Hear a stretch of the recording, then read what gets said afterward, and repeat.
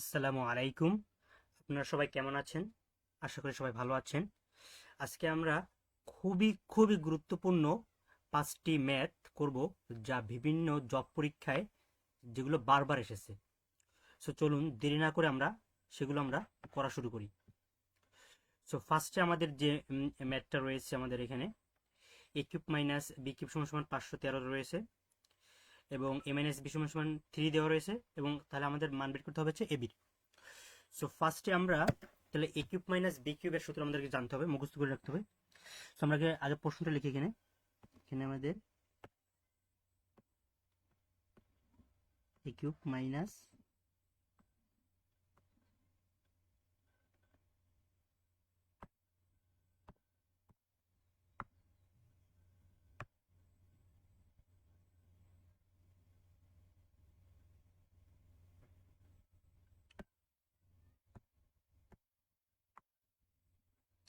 এ cube minus এখানে B cube সমান সমান আমাদের কত দেওয়া আছে? 513 দেওয়া রয়েছে।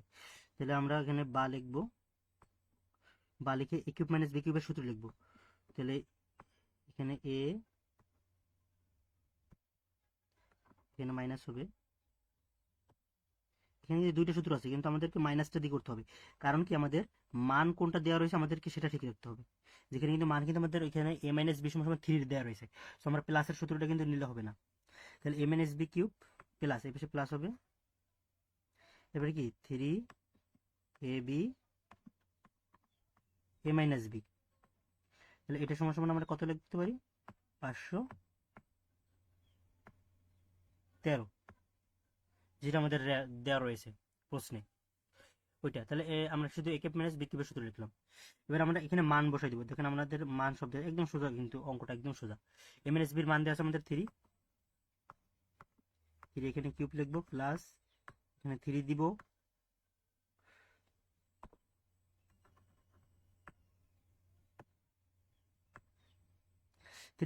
এবির মান কিন্তু দেওয়া আছে। ও, এবির মান দেওয়া নেই, আমরা এবির মান রেখে দেবো, কারণ আমাদেরকে এবির মানে বের করতে বলছে। আর এম এন এস বি কত? 3 দেওয়া রয়েছে। আর এখানে 513 কি আমাদের বসিয়ে দিব। সো এরপরে আবার বা লিখে আমাদের এখানে কি 3 ত্রিকোণ হয়, 3 9 27 হয়, 3 কিউব করলে। এরপর হচ্ছে প্লাস দিব। এবার কি 3, এটা 3 3 কে 9, তাহলে 9 এবি, 9 এবি সমান সমান 513। সো এরপরে আমরা এখানে 27টা কিন্তু ওই পাশে নিয়ে যাব। তাহলে আমরা আমরা যদি 27টা ওই পাশে নিয়ে যাই, তাহলে আমাদের কি এখানে 27 কিন্তু প্লাস রয়েছে, ওই পাশে নিয়ে গেলে কি হবে? মাইনাস হয়ে যাবে। সো এখানে আমরা কি করি,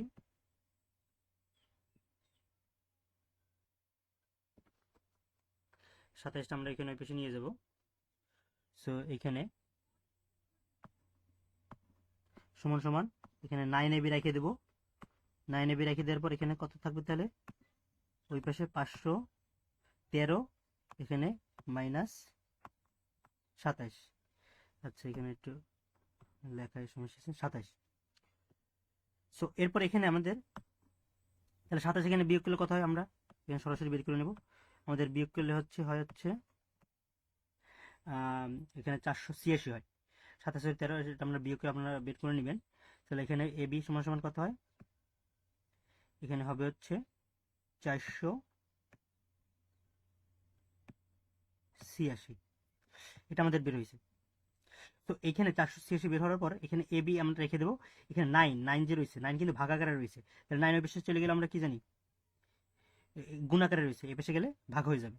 তো ভাগের আমাদের এখানে উত্তর আসে কত? তাহলে এ বির মান এখানে যদি আমরা ভাগ করি, তাহলে আমরা এখানে দেখব ভাগ করলে আমাদের আসে হচ্ছে 54, কারণ 9 54 হচ্ছে 486। যেমন 4 নং 36, 6 হাতে 3 থাকবে, আর 5 নং 45, আর 3 কত হয়? 48। তাহলে এর জন্য আমাদের কি এখানে 54 হবে। একদম সোজা অঙ্ক কিন্তু এখানে। এটা হচ্ছে আমাদের অ্যান্সার। সো এটা গেল আমাদের এখানে ফার্স্ট। এখানে এবির মান চেয়েছে, আমরা এবির মান বের করবো, গেল। এরপরে আমরা যে হচ্ছে দ্বিতীয় ম্যাথে, দ্বিতীয় নাম্বার যে ম্যাথটা রয়েছে সেখানে, সেটা আমরা এখানে আগে ক্লিয়ার করে দিই।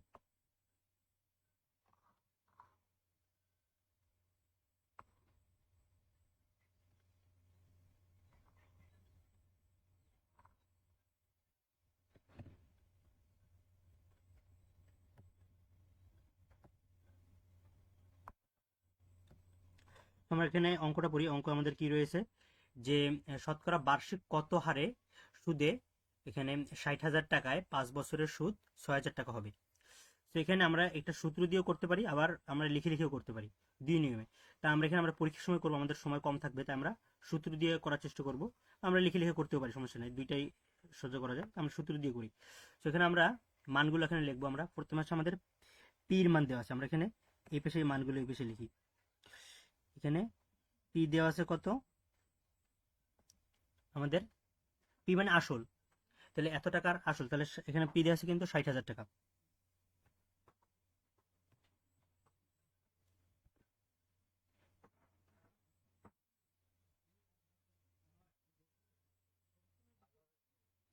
সেখানে পি হচ্ছে 60,000 টাকা, তাহলে এখানে 60,000 টাকা আমরা এখানে লিখবো।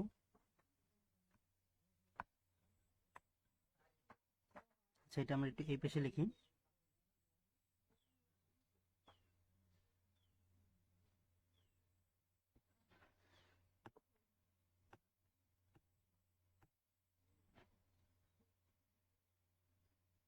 এখানে পি সমান সমান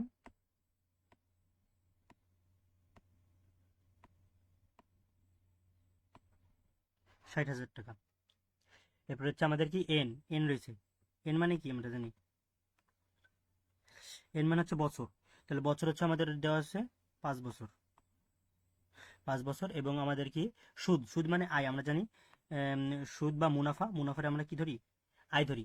আয় হচ্ছে কত দেওয়া আছে আমাদের, 6,000 টাকা। ইংলিশ বাংলা মিলে যাচ্ছে। আচ্ছা, তো এটা আমাদের দেওয়ার দিয়ে রয়েছে। তা আমরা এখানে সূত্র কি জানি, আমরা সূত্র জানি হচ্ছে আমরা কি আয় সমান সমান কি জানি, পি আর এন জানি। আমরা এখানে এটা সূত্র জানি যে কি, সূত্র আই সমান সমান পি আর এন। তো আমাদেরকে এটাকে ঘুরাইতে হবে। ঘুরানোর নিয়মটা হচ্ছে এখানে আমরা এখানে কি পি আর এন, এখানে পি আর এন আমরা এই পাশে নিয়ে আসি সরাসরি, পি আর এন সমান সমান হচ্ছে এই পাশে আই লিখলাম। আমাদের কিন্তু আর বের করতে হচ্ছে, যে হার, যে হারের যে সুদের যে হার রয়েছে, তা হারের কিন্তু আমরা আর ধরি, সেটা আমরা সবাই জানি। সো এখানে আমরা এরপরে করব তাহলে আই, তাহলে আই এখানে আমরা আর লাগবে, তাহলে আমরা আরটা রেখে দেবো, শুধু আরটা রেখে দিয়ে আমরা কি দেবো, পি আর এন কিন্তু বেশি নিয়ে যাবো, আই আয়ের মতন থাকবে। এখানে লিখবো কি পি আর এন। তাহলে এবার আমাদের কিন্তু সব চলে আসছে। এবার আমরা সরাসরি শুধু মান বসাই দেবো, আর এর মান তাহলে আমাদের বের হয়ে যাবে। তাহলে আমরা মান যে উপরে এখানে লেখা রয়েছে যে আমরা পি আয়ের মান হচ্ছে আমাদের যে 6,000 টাকা, তাহলে আমরা 6,000 টাকা লিখে দেবো এখানে, ইংলিশে লিখে গেলে সুবিধা হবে, 6,000। আর নিচে হচ্ছে কত পি, তাহলে পি আসলে হচ্ছে 60,000 টাকা। তাহলে 1 3 4 গুণ হচ্ছে কত, এন, এন হচ্ছে 5 বছর, তাহলে 5 দিব। আর এখানে হচ্ছে আর বের করে দিচ্ছি আমরা, কিন্তু এখানে বুঝতে হবে আর মানে হচ্ছে কি হার। তাহলে হার কিন্তু আমরা কি বের করি 100 টাকায়, যে 100 টাকা কত পার্সেন্ট হার হয়েছে, বা 100 টাকা সে কত পার্সেন্ট, মানে পার্সেন্টটাকে কিন্তু আমরা 100 প্রকাশ করি। এর জন্য আমাদের এর সাথে কিন্তু 100 গুণ দিতে হবে। এই যে 100 কিন্তু আমাদের কি দিতে হবে, গুণ দিতে হবে এই হার বের করার জন্য। তো এবার আমরা কাটাকাটি করে এই শূন্য শূন্য কাটা যায়, এই শূন্য শূন্য কাটা যায়, এখানে এই দুইটা শূন্য কাটা গেলে এই শূন্য এখানে কাটা যায়। তাহলে এখানে কত হয়, উপরে 6 10 কে 60 হয় 10। আর এখানে কি 5 10 যদি কাটি তাহলে কত হয়, 5 2 10। তাহলে আমাদের উত্তর বের হয় কত, আমাদের উত্তর বের হয় কিন্তু 2। তাহলে আমাদের পার্সেন্ট কত, 2%। ঠিক আছে, একদম সোজা অঙ্ক। সূত্র, এখানে সূত্রটা জানলে আমাদের কি অঙ্কটা আমরা কিন্তু খুব সহজেই কিন্তু সলভ করতে পারতেছি। সো এরপরে আমরা যাব হচ্ছে তৃতীয় নম্বর অঙ্কে। তৃতীয় নম্বর আমাদের অঙ্ক রয়েছে হচ্ছে সোনার গহনা। এখানে আপনার রিডিং পড়েন, আমরা তার ভিতরে ব্ল্যাকবোর্ডটা আমরা মুছে ফেলি।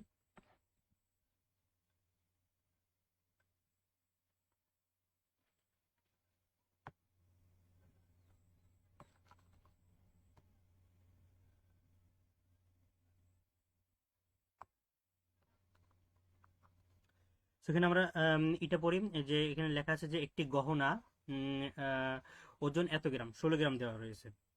এরপরে আর এখানে সোনা এবং তাহলে সোনার গহনা কিন্তু একাত্তরে মিল মিল করা আছে এখানে, এবং সোনা এবং তামার অনুপাত হচ্ছে 3:1। এতে কি পরিমাণ সোনা মিশালে অনুপাত 4:1 হবে? সো প্রথমে আমরা এখানে এই প্রথম স্টেপটা, প্রথম লাইনটা আগে সলভ করবো, এরপর আমরা দ্বিতীয় লাইনে যাব। সো প্রথম লাইন আমাদের কি দেওয়া রয়েছে? সোনার গহনার ওজন মোট দেওয়া আছে কিন্তু। তো মোট এখানে দেওয়া থাকলে আমরা কি করতে হয়, যে অনুপাত অনুপাত দেওয়া থাকলে যে 3:1, 3:1 মানে কিন্তু ভাগ, তাহলে 3:1 রে আমরা এখানে 3x ধরে নেব, ঠিক আছে? যে এখানে যদি আমরা ধরি 3x, তাহলে আমরা সোনারে এস ধরি, আমরা এস সমান সমান কত, 3x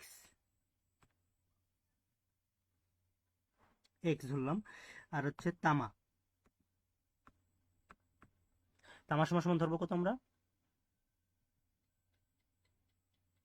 তামা সমান সমান হচ্ছে 1 দেওয়া আছে, তাহলে 1x, শুধু একটা এক্স, কারণ এক্স এর সাথে গুণ করলে কি হয় আমাদের, কি 1xই হয়। সো এখানে জাস্ট একটা এক্স লিখে দেবো। তাহলে আমাদের বলছে তামা আর সোনা, তাহলে এই সোনা আর তামা কিন্তু যোগ করলে কত হয়, 16 হয়, 16 গ্রাম হয়।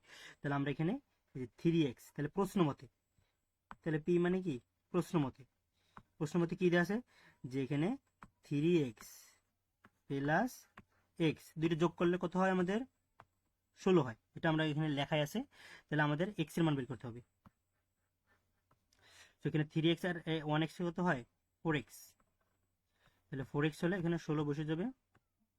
আর এখানে আমরা বা এক্স এখানে বসাই দেবো, তাহলে এখানে কি হয়, 16 চার চার বসে চলে যাবে, তাহলে কি হয়, ভাগ ভাগ হয়ে যায়, গুণ আছে ভাগ হয়ে যাবে, তাহলে 4 4 16, তাহলে এক্স এর মান কত, 4। এক্স এর মান আমাদের কত বেরোছে, 4।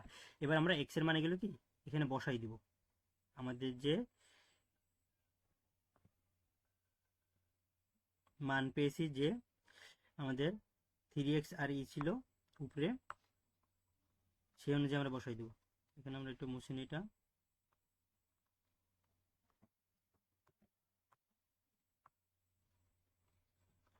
আমাদের তামা ছিল কিন্তু 3x এখানে উপরে, আর হচ্ছে সোনা ছিল কিন্তু শুধু এক্স, তামা তামা ছিল, তাহলে তামা এখানে কেউ কত বের হলো আমাদের,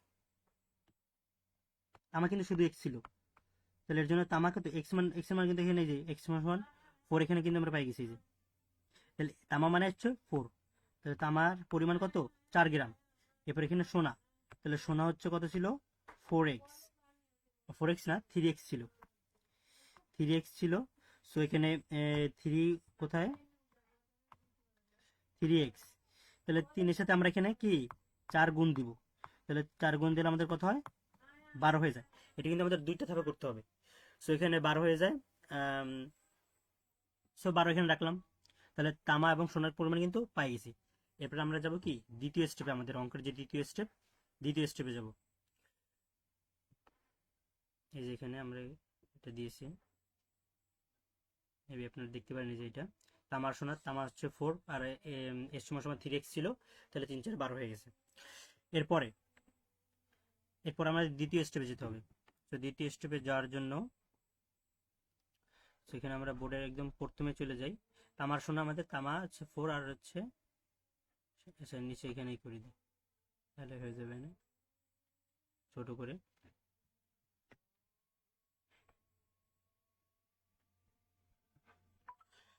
সো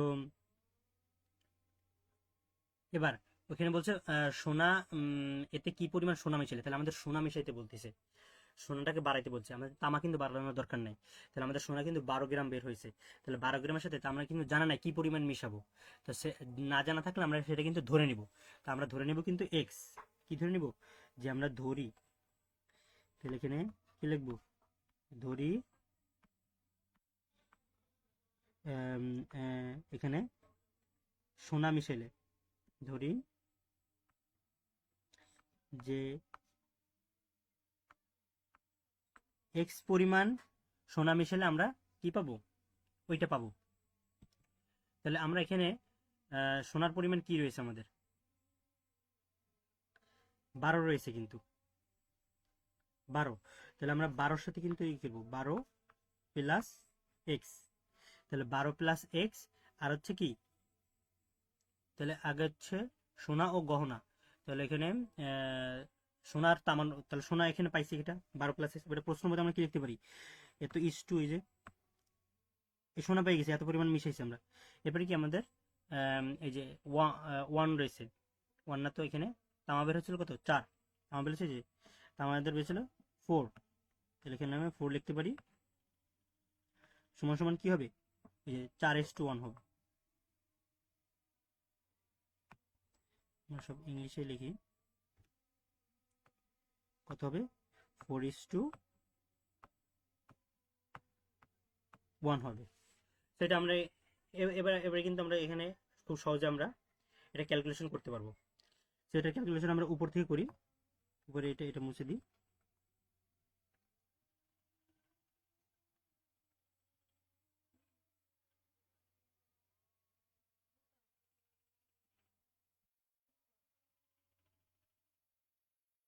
এটা আমরা এইভাবে রাখি। তো এখানে আমরা কি লিখবো, 12 লিখবো, 12 প্লাস এক্স ভাগ কত, 4। ইষ্ট মানে কিন্তু আমরা জানি ভাগ, এর জন্য আমরা উল্টে দিতে পারি, তাহলে এখানে কত হবে, 4/1 হবে। তাহলে আমরা এখানে এটা আমরা আমরা জানি সমান সমান থাকলে এইভাবে গুণ দেওয়া যায় আমরা, তাহলে 12x থেকে 12x হয়ে যাবে, এই যে 12 প্লাস এক্স এখানে থেকে যাবে, আর এখানে কি হবে, 4 কি হবে, 16, 4 16 হয়ে যাবে। তাহলে 4 16 হলে এখানে 4 4 16। এবার আমরা কি করব, এখানে এক্স বা এখানে আমরা নিচের লাইন এটা মুছে দিই, এটা আমাদের আর প্রয়োজন নেই। তো এখানে হচ্ছে এক্স রেখে দিব, তাহলে আমরা যদি এক্স রেখে দিই তাহলে আমাদের কি হয়ে যাবে, 16 16 মতন থাকবে। এই পাশে কি 12 প্লাস আছে, এই পাশে গেলে কি হয়ে যাবে, মাইনাস। তাহলে 16 মাইনাস 12 করলে কত হয়, 13 14 15 16, 4 হয়। তাহলে এক্স এর মান আমরা অতএব এক্স এর মান কত পাইলাম আমরা, এক্স এর মান সমান হচ্ছে এখানে কত, 4, যে আমাদের কি 4 পরিমাণ 4 গ্রাম যদি আমরা এই সোনার সাথে মিশাই 12 সাথে, তাহলে তাহলে আমাদের কি ইষ্ট অনুপাত হবে কত, 4:1 হবে। এটা হচ্ছে আমাদের সলিউশন। তো আমরা হচ্ছে এরপরে নেক্সট ম্যাথে যাব।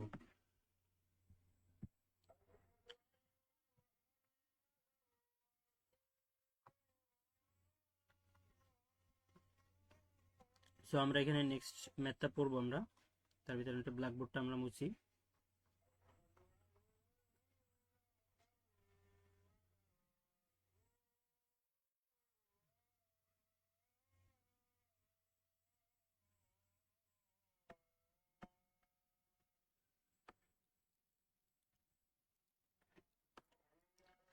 সেখানে আমরা এর পরের ম্যাথে চলে যাব আমরা। তার পরের ম্যাথটা আমাদের কি দেওয়া রয়েছে, দুটি সংখ্যার গুণফল।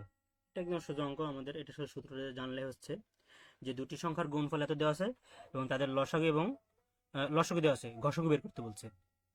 আমাদেরকে সূত্র জানতে হবে। আমরা আগে সূত্রটা লিখি।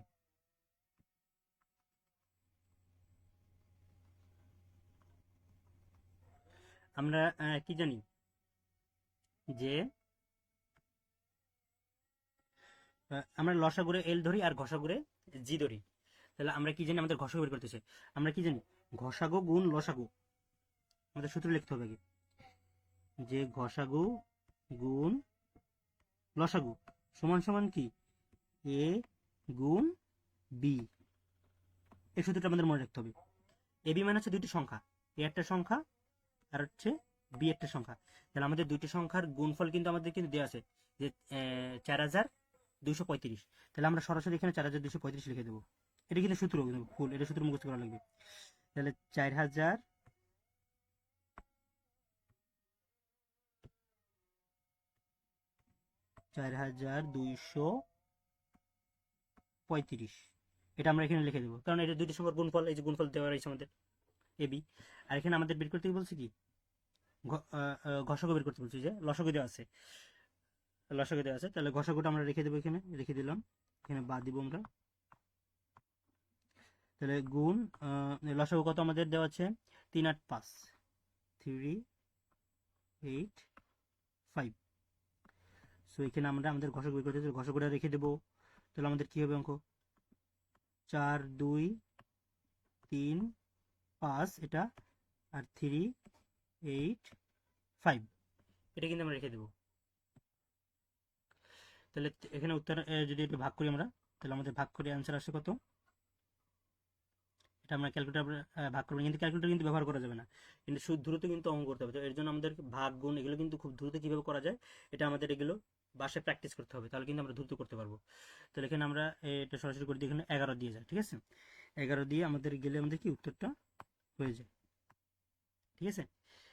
11, তাহলে 4 2 3 5, এটার উত্তর কত এখানে? তাহলে ঘষক বেড়ে গেছে, যে একদম সোজা। তাহলে ঘষক কত? 11। এটা গেল আমাদের একদম সোজা। এরপরে আমরা যাব হচ্ছে কত, আমাদের শেষ অঙ্ক 5 নাম্বার অঙ্কতে। তো 5 নাম্বার ম্যাথে আমাদের কি রয়েছে আমরা পড়ব, যে 2 থেকে 32-এর মধ্যে মৌলিক সংখ্যা কতটি, সেটা বের করতে বলছে। তাহলে 2 থেকে আমরা আমরা মৌলিক সংখ্যা আমাদেরকে আগে চিনতে হবে। আমরা মৌলিক সংখ্যা জানি কি? মৌলিক সংখ্যা হচ্ছে যেটা কি শুধু একবার যায়। মৌলিক সংখ্যাটা আমরা কি জানি? যে সংখ্যাটা কয়বার যায়?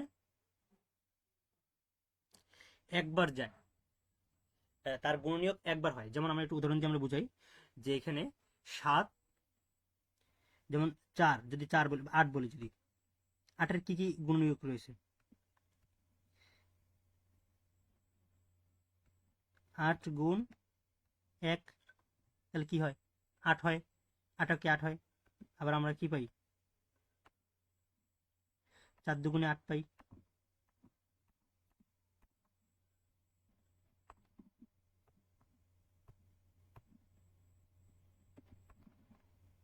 4 দুগুণে কি পাই?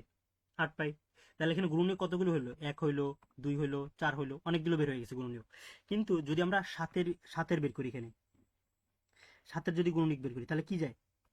7 গুণ 1, শুধু কিন্তু 7 7 একই বের হয়, কিন্তু 7 বের হয়, 7 বের হয়। আর 7 কিন্তু আর এমনি আমরা কিন্তু গুণ করে আর বের করতে পারি না, শুধু 1 দিয়ে বের করা যায়। তো এইভাবে যেগুলো শুধু একবারই যায় তাদেরকে বলা হয় মৌলিক সংখ্যা। সো আমাদের এখানে 2 থেকে 32 এর ভিতরের মৌলিক সংখ্যা কতটি রয়েছে এবং কি কি, সেগুলো আমাদের বের করতে হবে। সো এখানে আমরা এখানে 2 থেকে শুরু করি আমরা কোনা, তাহলে আমাদের বের হয়ে যাবে। তাহলে আমাদের কি কি রয়েছে? 2 তো যাবে না, কারণ 2 হলে 2 যাবে, 2 যাবে, কারণ 2 2 এবং 32-এর মধ্যে বলছে। 2ও কিন্তু মৌলিক সংখ্যা একটা, কারণ 2 কিন্তু একবার যায়, 2 অক্ষে 2, আর কিন্তু 2 বার বের করা যায় না। তো সবচেয়ে ছোট মৌলিক সংখ্যা কিন্তু 2। এটা কিন্তু এটা টিক চিহ্ন আসতে পারে যে সবচেয়ে ছোট মৌলিক সংখ্যা কি। তাহলে সবচেয়ে ছোট মৌলিক সংখ্যা হচ্ছে 2। সো 2 কিন্তু আমরা নিতে পারি না, 2 এবং 32-এর মধ্যবর্তী নিতে হবে। আমাদের প্রশ্নটা ভালো করে পড়তে হবে। সো এখানে তাহলে কি নেওয়া যাবে? 3 নেওয়া যাবে। এরপরে কত? 4 নেওয়া যাবে না। এরপরে কি 5 নেওয়া যাবে, 6 নেওয়া যাবে না, 3 দুগুণে 6 হয়। এরপরে কত? 7 নেওয়া যাবে। এরপরে কত? 8 নেওয়া যাবে না। এরপরে 9 যাবে, 3 থেকে 9 হয়। 10 নেওয়া যাবে না। তাহলে 11 নেওয়া যাবে, 12 নেওয়া যাবে না, 13 নেওয়া যাবে। এরপরে কি নেওয়া যাবে? 14 নেওয়া যাবে না, 15, 3 পাশে 15, 15 নেওয়া যাবে না। এরপরে কি নেওয়া যাবে? এরপরে হচ্ছে 16 নেওয়া যাবে না, 17 নেওয়া যাবে, 18 নেওয়া যাবে না, 19 নেওয়া যাবে। এরপরে কত? 20 নেওয়া যাবে না, 21 নেওয়া যাবে না, কারণ 3 7 21 হয়। তাহলে 21 কি আমাদের কিন্তু নেওয়া যাবে না। 21, এরপরে কি 22 নেওয়া যাবে না, 23 নেওয়া যাবে। তাহলে আমরা কি নিতে পারি? 23। 24 নেওয়া যাবে না, কারণ 3টা 24। 25, 5 5 25 হবে না। 26ও যাবে না, ঠিক আছে, কারণ 26 যায়, 26 2 দিয়ে যাবে আমরা। 13 দুগুণে 26। এরপরে কত? 26, 27 যাবে না। 27, কারণ কত হয়? 3 নং 27 হয়। 28, 28 যাবে না, কারণ 28 যায়। এরপরে কত? 28, 29, 29 যাবে। কত যাবে আমাদের? 29 যাবে।